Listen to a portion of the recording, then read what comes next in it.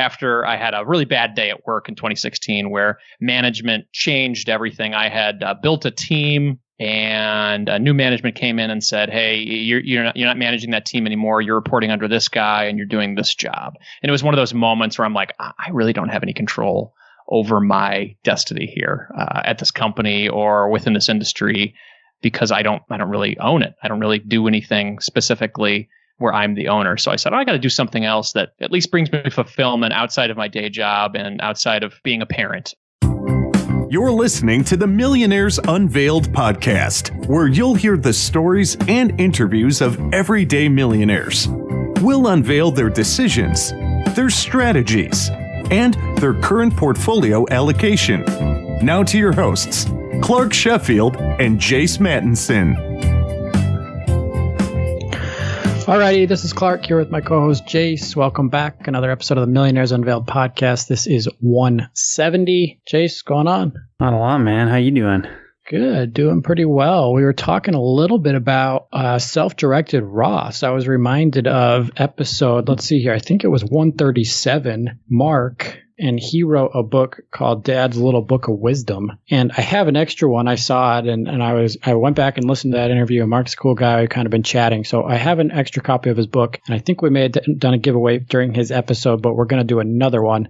So if you're interested in that, this is the guy who was on episode 137 of our show. The book's called Dad's Little Book of Wisdom. Just send us an email and we'll just pick a random name out of a hat here in the next several days. I guess maybe before we launch the next one, Saturday or Sunday, we'll pick a name out of everybody who writes in, and I'll send you, I'll just mail it off to you. So he mentioned self-directed Roths, and I started thinking about self-directed Roths and realized that's something we haven't covered too much on the show, right? Mm-hmm. Totally. Yeah. It's not been a topic that's been brought up very often. Yeah. So how does this work? I thought we'd kind of just tell people, and I'm a little bit familiar with it because I know of on our real estate investment group, some people invest through them, and obviously we've had people on the show that have done it. So you can open up a self-directed Roth, and you have to have an intermediary that does it. So somebody who's licensed to do it. You transfer money from your Roth to that account, and then they basically handle that investment. So I thought the interesting thing would be for somebody who's maybe not too familiar with this, and how much does it cost? And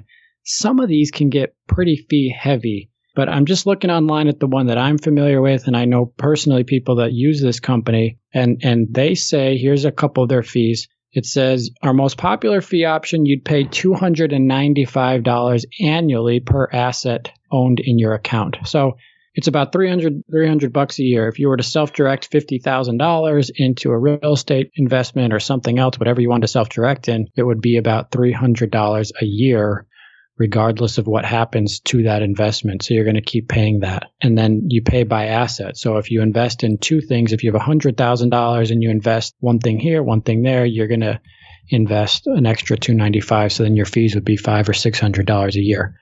And this has been on the lower end of some of these that I've seen. There's also fees to set up the account, kind of some account maintenance if you need a wire, and then everything has to flow through them. So if you were to receive a distribution, it would all flow through this intermediary who would then send the money to you. So just kind of interesting, something that we haven't talked about in detail as much on the show. And really, it's starting to catch ground. I mean, you hear of some people that use this a lot and invest in private equity or smaller stuff, and then they can really grow their net worth and their Roth holdings tax-free. But just wanted to share that and thought it might be interesting for people that don't know.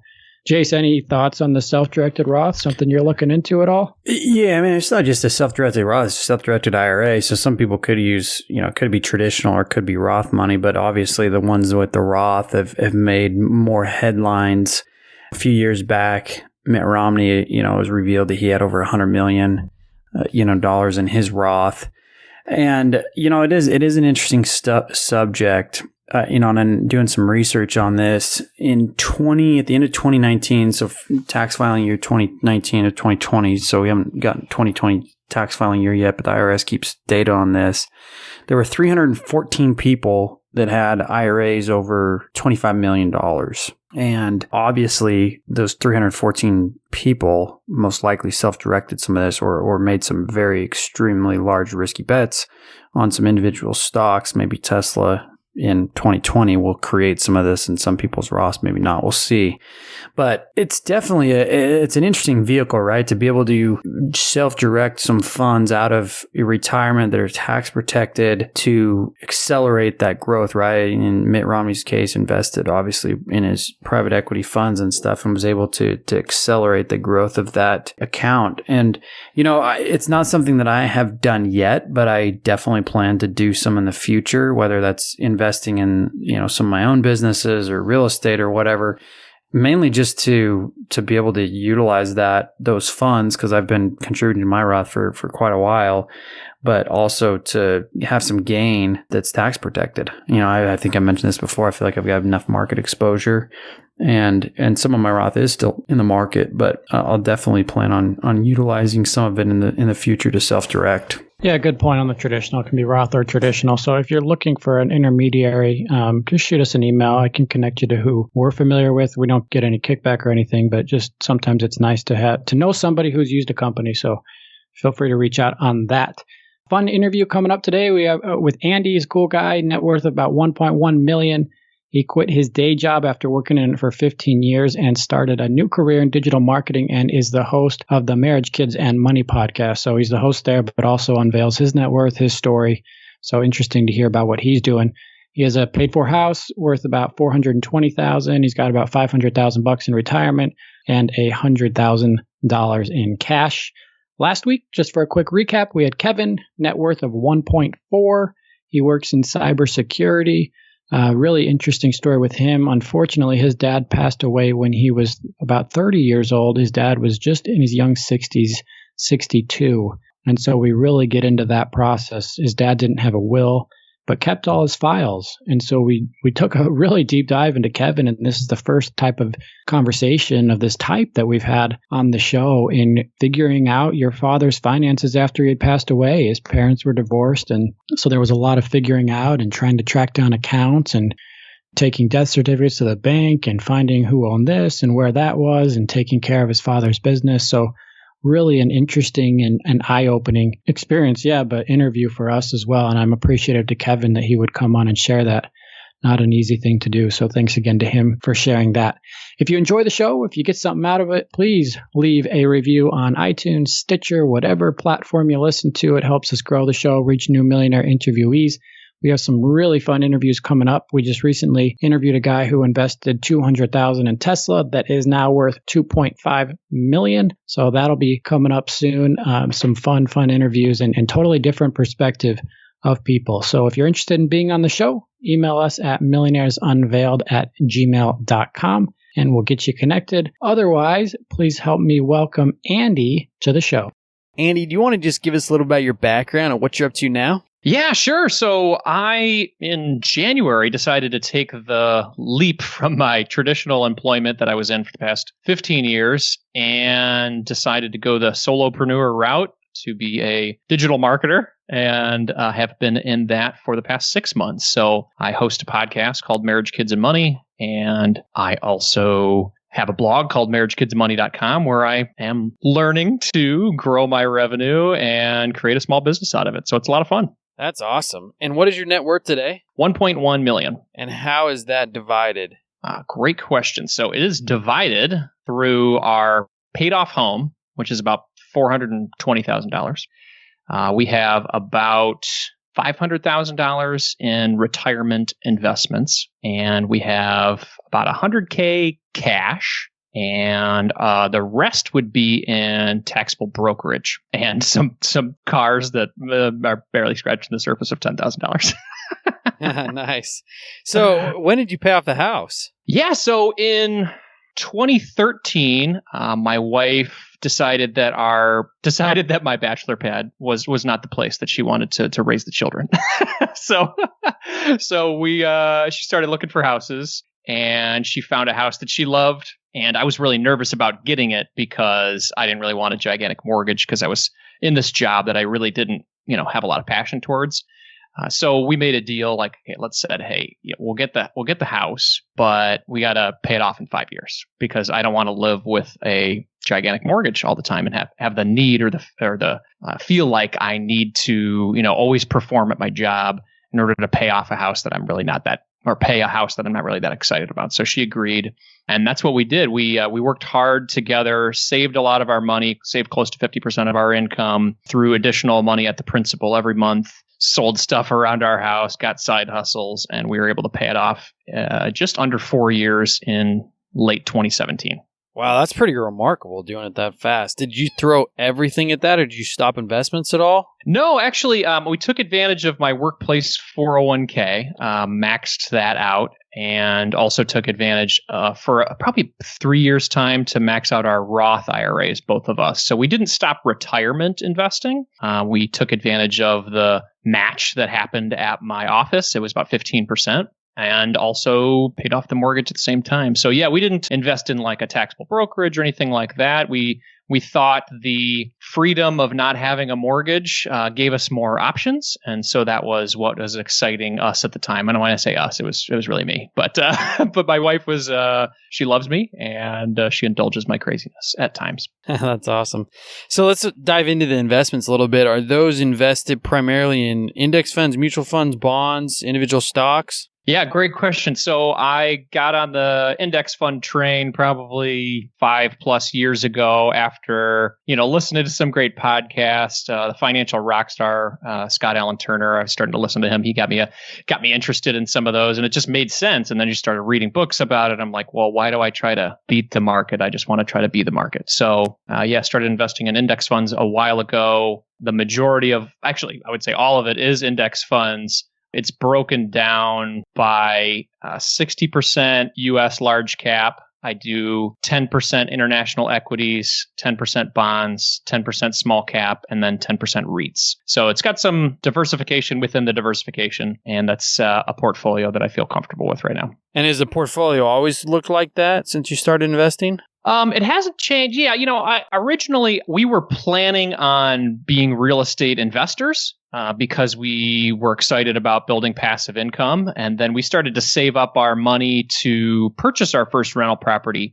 As we started to look at real estate in our area and, ones that we were interested in, and really actually talking to other landlords that have done the work, we decided that was not something that we wanted to do as a family because we are doing so many things as young parents. We've got an 8-year-old and a 6-year-old, and she's got a job, I got a job, and I'm trying to grow a small business. And, it was one of those things we said, hey, let's not add that onto our plate, because pros or cons for real estate investment. Obviously, you can make a lot of money, but I think everybody would admit that it's a little bit of work. It is a job in with itself to grow. So what we decided to do instead of buying real estate is that we would just add REITs to our portfolio, both for retirement as well as our taxable brokerage. So that way we are investing in real estate, but not with a lot of the blood, sweat, and tears that might go into rental property ownership. Yeah, totally. So as you've gone on this journey, you decided to kind of move into entrepreneurship or solarpreneurship.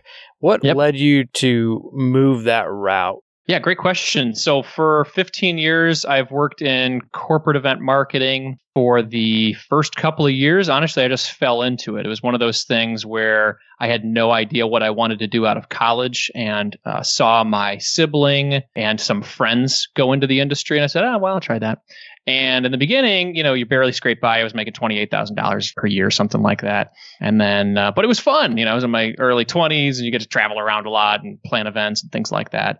And then over time, I started to grow my income, got married, had kids. And after a while of doing it, I had to do it. I had to make the money that I was making in order to produce the lifestyle that we want for our family. But at that time, I had just fallen totally out of interest with it. I didn't like the travel. I didn't like the unpredictability. I didn't like the difficulty that we would have with clients. And over time, I started to lose interest in the industry. And I thought about changing careers. I thought about changing to a different company, but it would have been a lot of the same. So I fell out of love with it, and I fell in love with some hobby that I picked up in 2016. Which was producing a podcast, which I know you guys love. So you could appreciate that. After I had a really bad day at work in 2016 where management changed everything. I had built a team, and new management came in and said, hey, you're not managing that team anymore. You're reporting under this guy and you're doing this job. And it was one of those moments where I'm like, I really don't have any control over my destiny here at this company or within this industry, because I don't really own it. I don't really do anything specifically where I'm the owner. So I said, I got to do something else that at least brings me fulfillment outside of my day job and outside of being a parent. So I started the podcast in 2016 and just fell in love with it. I loved interviewing people. I loved talking to people. I loved learning from them. I loved helping other people when they'd write in and say, thank you so much for doing this.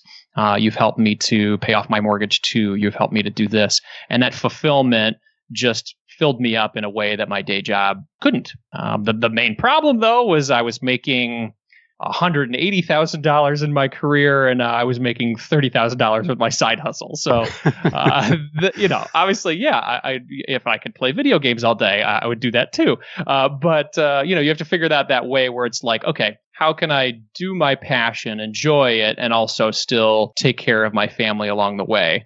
So the idea was, well, instead of doing the real estate investment, all the money we've saved up, why don't we use that as a runway for my small business so I can give it a shot and make it work? And we had saved up about $100,000 in cash at that point to buy our first rental property. And instead, my wife said, well, why don't you just use that money to go for it? Because you've been talking about it forever. And if it doesn't work, that's okay. You can always go back and get a job. And so we did that. We took the leap in January, and things have gone pretty well. I'm making more than $30,000, which is great. It's probably going to be closer to like $80,000 this year, which is great for our first year. That's amazing. Household income, which is fun.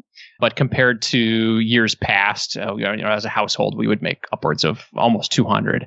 So it's been a year of adjustment. But man, I would not trade a moment for it for the world. So I've really, really enjoyed it so far, even with all the crazy pandemic craziness that's gone on this year. Wow. And does your wife work full time too, or she doesn't work full time? So for the past 5 years, 5+ years, she did the stay-at-home mom route until this past fall, where at that time we were having some of those conversations, and she's like, "Hey, I've done the stay-at-home mom thing. I'm looking to go back at least in some sort of capacity." So she did part-time for a while. And then after a while, she's like, I love this. I get to talk to adults. I get to check my email and I get a coffee and there's no kids bothering me. I'd like to figure out how I could do this full time.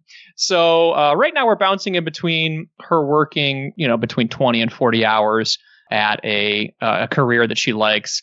Originally, she was also in the same industry as me, working with clients and dealing with projects, and she's gone back in an administrative assistant capacity. So she helps out to executives with their travel and their expenses and things like that. And during the downturn, they weren't traveling very much, so hours have been in flux. But overall, she's got somewhere that she really likes, and she's working probably 30 hours a week. And lately, it's been from home, which has been great. Yeah, nice. So how long did you think about quitting this job and doing your own thing? Was that just the last year or so, or was it a long time in the making? I would say in 2016, when I started it, it was my little side hustle thing. It was a hobby. I thought of it as, hey, this is fun. I get to play around at home and, interview these people, share it with them. Hopefully somebody will listen. And then, in 2017, 2018, people started reaching out to me saying, hey, can I sponsor your show? And I'm like, well, you can make money doing this? This is cool. And then I started working with brands and figuring out how I could do speaking engagements and coaching and things like that. And I said, well, this is fun. I have like 8 different avenues where I can make micro money. How do I grow that to be macro money over time? And then by 2019, I had just been fully fed up with my career. And my wife threw it out to me saying, hey, why don't you just go for it? Give it a shot. So it was just a progression over time. Started as a hobby, moved to a side hustle that made a little bit of money, and then figured out how to make more money from it. And then now this year, I'm trying to go for it full time. So we'll see how it goes. Thank you. It's amazing. Did you worry you won't have enough, or was it just, hey, if something happens, I can go back and back to what I was doing, so no big deal? Yeah, some of it was just a few things to financially prepare. So we had paid off the mortgage. That made me feel really comfortable. Like, hey, we don't even have a house payment. That helps. Obviously, we still have to pay taxes and insurance and life's expenses. So that helped a little bit. We had been saving for our retirement for a while. So we've got close to $500,000 in, retirement funds. If we purely left that alone for 25 years, I feel like we'd be fine. Not that we're going to do that, but there's this concept of coast fire where you get to that point where you've saved up enough in your retirement, you just kind of let it coast and grow to that point where you're going to be stable and fine in your retirement years. If you want to have abundance, obviously you keep going and going. But we felt comfortable at that point. And then we had also saved up around $100,000 cash. So that was sort of the runway of like, hey, if this thing flops, we've got some cash here to make sure that our kids are still eating, everything like that. And obviously this is a situation where we've done a lot on our side to, become young millionaires. And we've sort of given this chance as like, hey, well, why not give it a shot in your 30s? And if it grows, that's awesome. If not, you have a lot of experience and you can go back and work for somebody else. And also the last thing is that I had proven that I could make money with it. It wasn't one of those things where I was like, hey, I'm just going to see if this works. So it's like, no, I tested it for 4 years, figured out how to make money from it, and felt confident enough to give it a shot. So yeah, we're 6 months in now. Yeah, good for you. Is that why you paid off the house? Because I wanted to come back to that when you were giving your allocation that the house is paid for. Did you do it for security? Did you do it because you were quitting this job and you wanted that? Or was it always just, hey, I want to pay off the mortgage quickly and not worry about it? The reason we paid off the mortgage is twofold. I had bought a home in 2004 in Metro Detroit because it's what you're supposed to do, right? You're supposed to buy a house and it's the smart thing to do. And I bought it and quickly realized that I couldn't afford it. I had a job where I was making $30,000, but the mortgage person said, "Oh, you can afford it, right?" So I got the house and quickly realized that between the mortgage, the taxes, the insurance, the repairs, the monthly bills, it was eating up at least like 60% of my income. And I felt strapped with the thing that I was supposed to do, right? The smart investment idea. So I quickly figured things out. I spent less money. I house hacked. I had a bunch of people move in with me to help me pay the mortgage. But all the time, I was always nervous about the mortgage, always nervous about paying for it because I didn't make that much money. So that was one thing. It just sort of stuck in my mind. And then in 2009, 2010, we had a really bad housing crash here.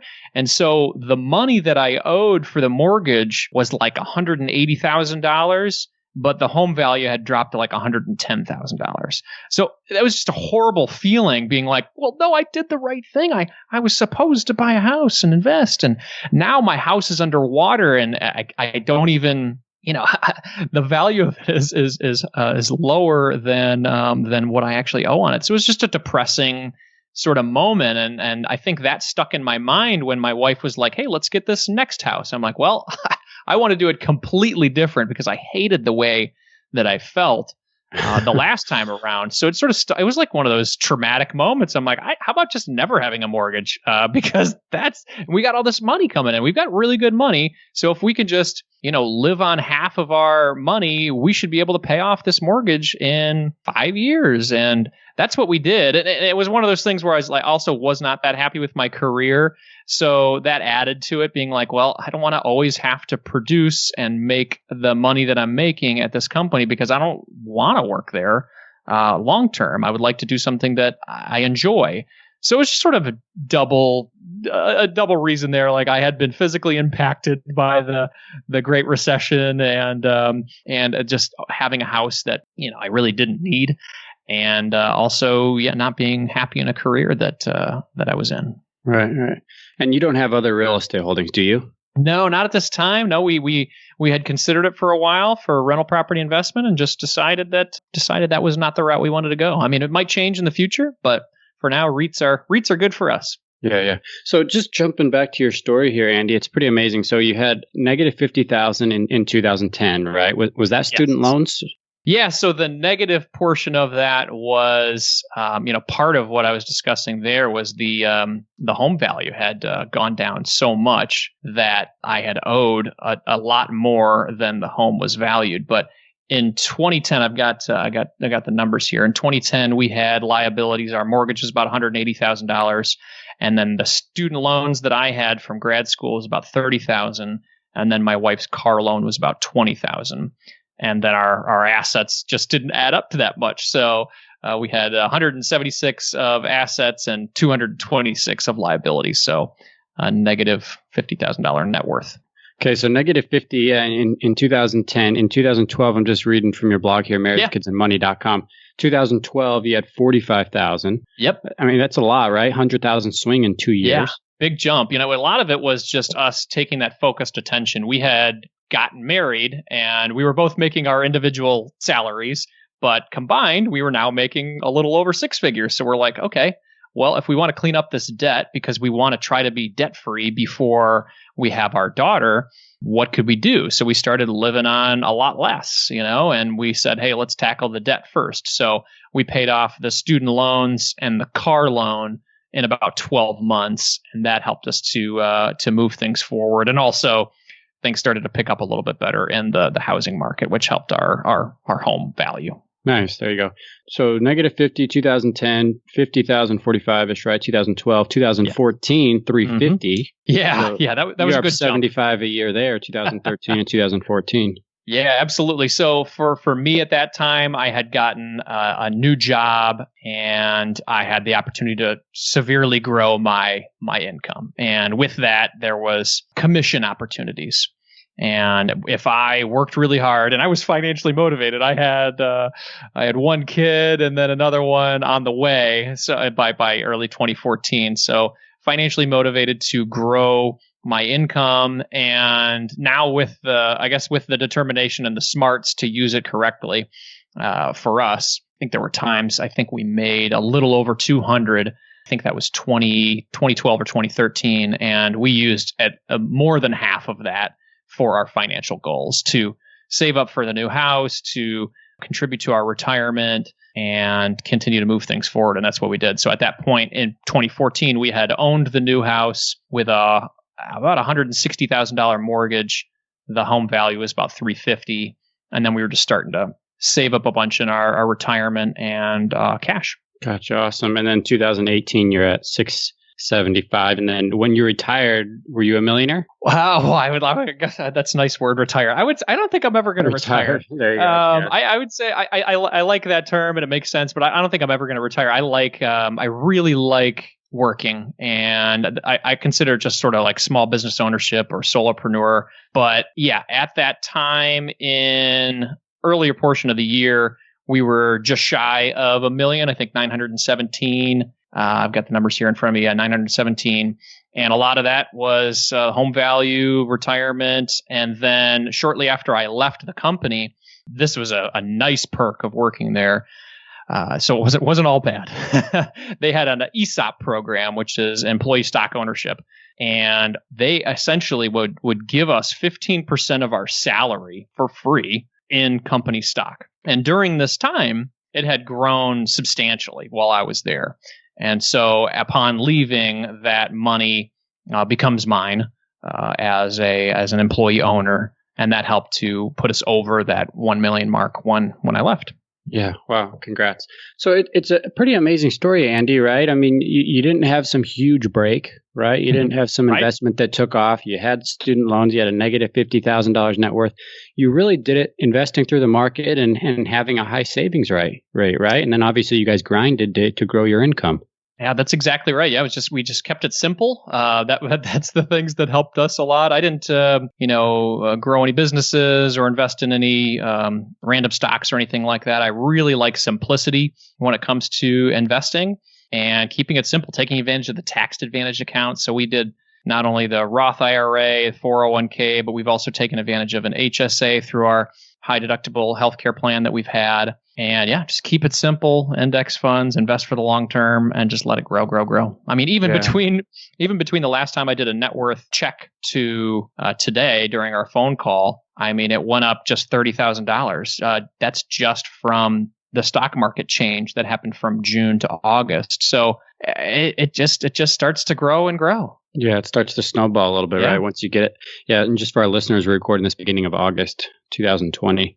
So in that whole journey, is there something that you look at and say, gosh, I'm really glad I did that? Or vice versa, do you say, man, I wish I would have either started earlier or done something differently? Oh, yeah, absolutely. I wish I would started investing a lot earlier.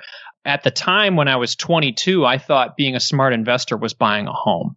And there's nothing wrong with buying a home, but I think that my mindset of where my money should go was ill-placed. I think that investing in the market, and if I knew about index funds and keeping it simple in 2004, man, I would have done that right away. But I didn't really start investing seriously until my late 20s, I would say. And even more, with regard to like maxing things out, probably until my early 30s. And I'm 38 now. So I can only imagine where our net worth would be if I would have started in my early 20s or even my late teens, like these conversations I'm starting to have with my nephews. They're getting summer jobs at 18 or 17. And I'm saying, hey, let me help you open a Roth IRA. I'll buy your first, VTI, ETF stock, ATF, and then you guys have some money in there, but then start throwing it in there. I start to show them the long-term compound growth charts, and some of them get excited about it. Some of them would rather just their uncle be quiet and go back in the corner, crazy uncle. But other ones, they're like, I'm into this. I love the numbers. I started to watch some videos, and so yeah, I mean, starting earlier with my investment track would have been smart. And then as far as like growing net worth and it making sense where your money goes, I would pay my mortgage off again. I know that from 2013 to 2017, during that time frame, if I would have put my money into the stock market instead of paying my 3% mortgage off, I would have made a lot more money. But I love being mortgage free. It just gives me the sense of, relaxation that I could not have with, I guess, with a mortgage. So I love the choice that we made there, even though I believe we would have made a lot more money in the stock market. Yeah, the home, I mean, you bring up a good point, right? The home is really interesting. I have a friend who's now saving to buy their first home. And he's like, man, it just kills you in a sense because you have to save up all this money. Obviously, you could do an FHA, right? And put down a little bit less. And it's the same with your mortgage, right? I think it's hard sometimes to balance. Is that the best use of cash? And some people say, hey, I like having a paid off mortgage, right? Yeah, I don't want to have it. And other people say, geez, that's $200,000 I could go invest. Absolutely. And I like both arguments, honestly. I love when people are like, hey, I would rather, get a really low mortgage and the rates right now are crazy and then invest the rest. I'm like, that's great. And then I love the people who are like, I can't stand having a mortgage. I want to get rid of it as soon as possible. And I think both answers are awesome. And it's all personal, and just making decisions that are personal for you and deciding what works best for your family is the way to go, in my opinion. Yeah. So where do you go from here? Is there a net worth goal, a passive income goal, a retirement goal, anything like that? Yeah. I'm excited about figuring out how to do well with this small business and just live our lifestyle. We've gotten to the point where we don't have aggressive savings goals. Like, we're not paying off a mortgage anymore. We're not paying off our student loans or our car loan. And I'm not aggressively saving for retirement. If the business explodes and I've got extra money, then yeah, I'll continue to throw more money towards retirement. But right now, we've gotten to the point where we're happy living around, $60,000 a year in expenses. That helps us to do fun things like go on vacations and pay for kids' activities. And as long as we can both work part-time, if Nicole continues to like her gig, 30 hours a week, and I can work 30 plus hours a week too on mine, and we're able to make a little bit of money to help us live that, $60K expenses life, then I think that's great. So for me, my goals are to be able to do that right now. I'd be able to learn how to be a great entrepreneur and grow what I have. So that's my short-term goals. Long-term, I don't think I really have any more net worth goals. I think after $1 million, it's sort of like, it's all gravy, I guess. And there's lots of big goals that you can have in the future. But for me, I think the $1 million net worth goal was really cool. And it was like, all right, we did that. But afterward, I'm like, that's just a number. But as you look into the assets column and you decide what's your net worth made up of, that's when I start to get filled up with joy again, being like, all right, I got a paid off home. I've got enough retirement where I feel comfortable that I can let it grow and coast for a while. We've got 2 paid off cars. We've got money in brokerage accounts that are growing that, yes, that would be awesome to have some passive income, pay for some of that $60,000 of expenses per year. And that is, I guess that is one goal. I'm trying to grow that brokerage account to a level where it could pay for my home insurance or my property taxes without me doing anything. I think that would be really neat. So trying to work on that. Yeah, I mean, it's amazing, right? The paid off home, it just gives you, it's giving you just to have that sense of security in a sense. So talking about security and then switching over to maybe confidence and happiness, has becoming a millionaire and doing it so quickly. I mean, you went from negative 50 in 2010 to now 1.1 or 2020. So in about 10 years, has it brought you more confidence or happiness in this journey, or maybe more just a sense of security? Yeah, I like the idea of the security side of things. I guess it's less of confidence, but yeah, I feel really secure, and I feel like I have more options because of being able to grow our net worth to where we are, and being able to share that with you and share that with your listeners also hopefully fills me up too, because other people are learning how to do it and growing what they have and creating some security for themselves. So I'm happy to share it, and it helps, and it brings me joy to hopefully help others on their journey. Yeah. Do your family or friends know you're wealthy, or is it pretty secret all around? I guess you have the blog. So yeah, that is the thing. Like it's been a weird deal. I'm very open with my finances, and I'm all about the mission of sharing more when it comes to our journeys, because I think there's this weird taboo around sharing your money, and I think that has hindered people from growing their wealth or learning how to grow their wealth. So I'm on the train of sharing more probably than my wife likes. Because I put together a blog post about how we had gotten to that point of, getting the millionaire status in 10 years. And so she gets a text from one of her friends that, read the blog and said, "Hey, looks like you're picking up dinner tonight, Nicole." And she got all nervous and is like, okay. She doesn't like it as much as I do. But I think it's helpful when people read the details. And I think at the end of the day, even if one of her friends or any of our family reads it, if it helps them too, that's great. I think it's just one of those weird taboo topics, but I don't mind sharing it. Yeah.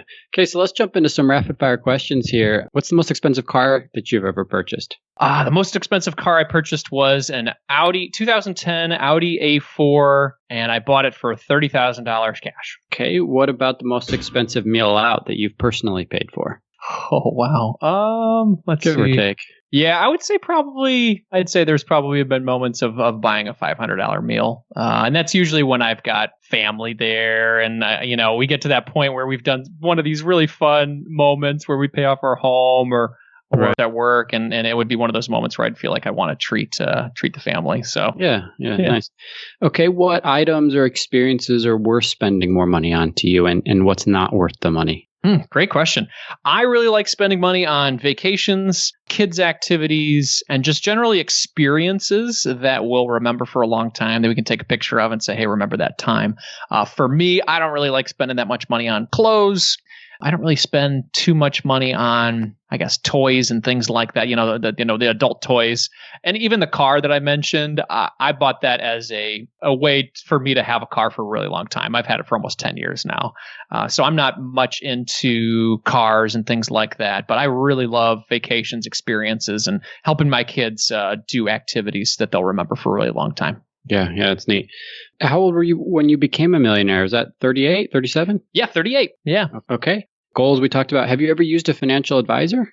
Yes, I used a financial advisor at the beginning of our journey in 2011, 2012, when we started to have more money that I was like, I don't know what I should do with this. So I got connected through the Dave Ramsey group at the time through their, I'm not sure what it was called. There's a program where they sort of certify these people or they go through this network of advisors. And in the beginning, really liked working with the guy, seemed very knowledgeable. And then over time, the individual made choices that were more advantageous to him than they were to us. So I guess I'll just leave it at that. And we broke off our relationship. So going forward at that point, that was one of those moments for me where I was like, I want to learn a lot more about my money because, blindly handing over the keys to all this wealth that we've built for somebody else to figure out how they can make the most commission was disheartening. So I wanted to grow my knowledge, and that was one of those moments where I did. I grew my knowledge a lot to know that I think I can do a decent job at handling it myself. But will I do it forever? I don't think so. I think I'll get to a point where I'm going to need some help. But for now, I think that I've pushed myself to learn enough to help myself with my own retirement and my own investments. Okay. Good answer. Favorite tech tool or websites? Any books that have stood out to you? I love Mint. Nicole and I have been using Mint for about 10 years. It is a very simple, free tool that helps us track our budget, our net worth, and helped us to stay on track. There's a ton of other fintech tools out there, but Mint has been one of ours that we've really liked. And I guess my favorite book, it's not necessarily traditional money, but it's called The Slight Edge by Jeff Olson. And it just talks about making small incremental improvements over time to help you improve in all areas of your life, your health, your wealth, your happiness, your family life. And I just really like that concept of not needing to hard charge and, solve it all in a week. It's like, what small thing can I do today that helps me get to that goal that I want in the future? And that's a book that I really enjoy. Yeah, it's a really good book. I actually just finished it yesterday. No way! Yeah, when I first heard about it, we had one other person recommended on the show, one other millionaire. So you're only the second, but it's basically Atomic Habits before Atomic Habits was cool. Is right, what I'm realizing, and Atomic right? Habits is a great book. Yes, yeah. It was pre Atomic Habits, but same sort of thing. Figuring out. I think Atomic Habits was maybe a little bit better at the specifics around how to chart it out and make it work, where Jeff Olson's book was more conceptual. Yeah, Slight Edge is more, look, there's only 5 or 10% of people that do it consistently, yes. right? No matter what it is. And so just do it. And you'll get there. Exactly. You'll be successful. Exactly. Yeah. So as much as you're comfortable sharing, Andy, what's been your range of household income through your working life? Obviously now it's come down a little bit. You mentioned earlier with doing the side stuff, but as much as you're comfortable sharing, what's been your range of household income? Yeah, I would say during this wealth building period of the 10 years, our average household income was around $190,000. So we made good money and we just put it to work. And then for this year, I'm hoping we can, between the two of us, make about $80,000, $90,000. And I think based on our current lifestyle and the reduction in liabilities or zero liabilities that we have, I think that's going to help us to live a comfortable life. Was that hard, Andy? Absolutely. Like on one hand, you say I'm giving up $100,000, right? Or did you think, gosh, why don't I just do this for, even though it sucks, right? Let me just do this for another 2 years and save up another whatever, right? Couple $100,000, 250. I mean, I don't know. And then quit. I mean, it's a hard decision when you're talking that much money, right? It was a hard decision, especially with all the great benefits I had at work. I had the ESOP, I had the 401k, I got the great salary. I had employers that enjoyed working with me. They appreciated my work. So yeah, it was very difficult, but I think it was time. It was time for us to give it a shot. And oddly enough, with COVID this year, the corporate event marketing world has sort of gone to a halt. Nobody's doing trade shows. Nobody's doing big conferences. And that's where all of our money was. So I really hope that the industry changes and things turn out okay. I hope everybody does well.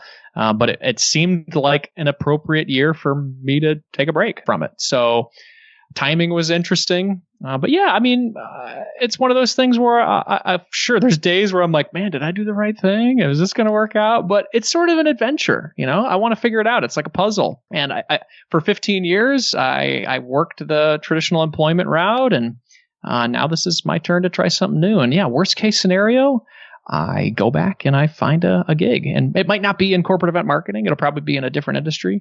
But, I wouldn't mind being an employee again to somebody else in a different time. But for now, I'm gonna give it a shot. I think that's awesome. So we have a lot of listeners that write in about those that have taken the leap, such as yourself. The biggest question we always get is, what do they do about insurance? So yeah.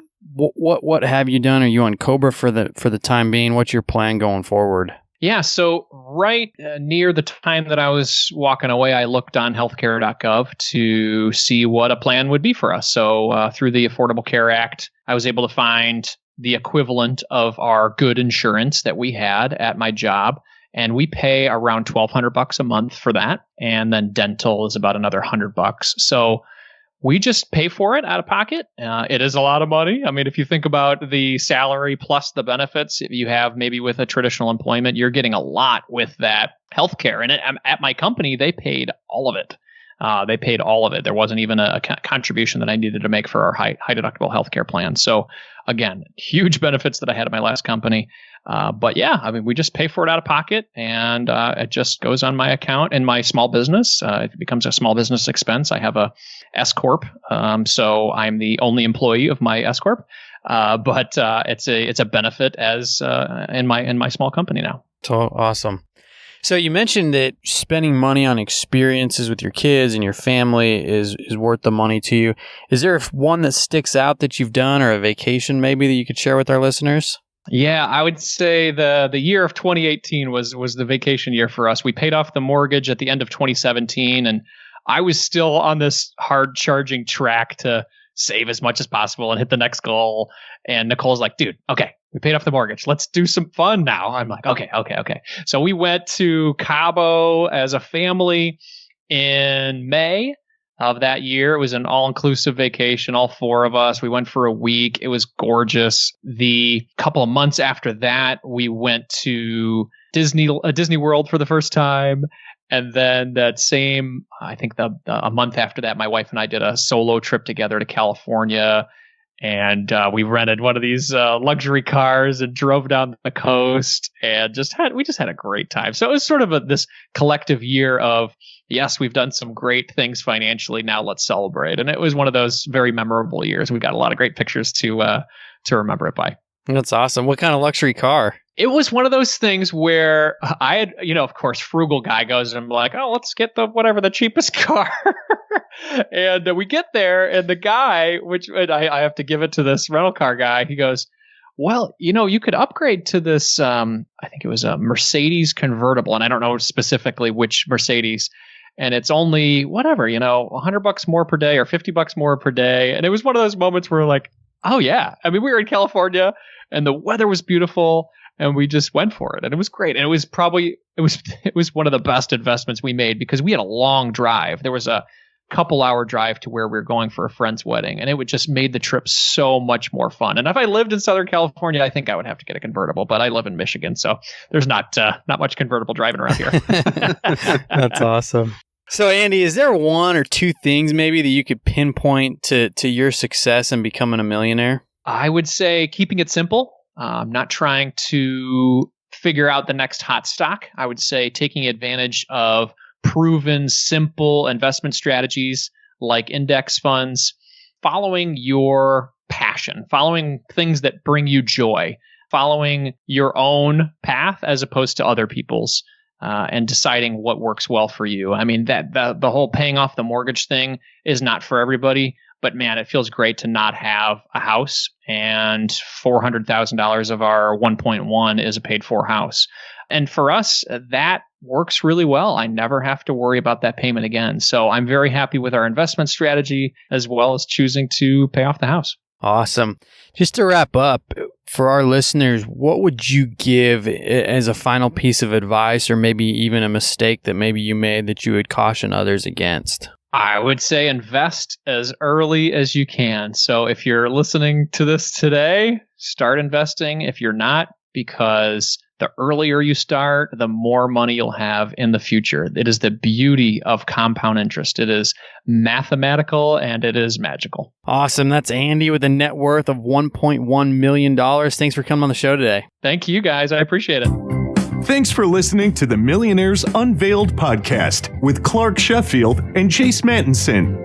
For more stories, investment opportunities, and information, check out our website at millionairesunveiled.com. See you next time when you'll hear from another everyday millionaire.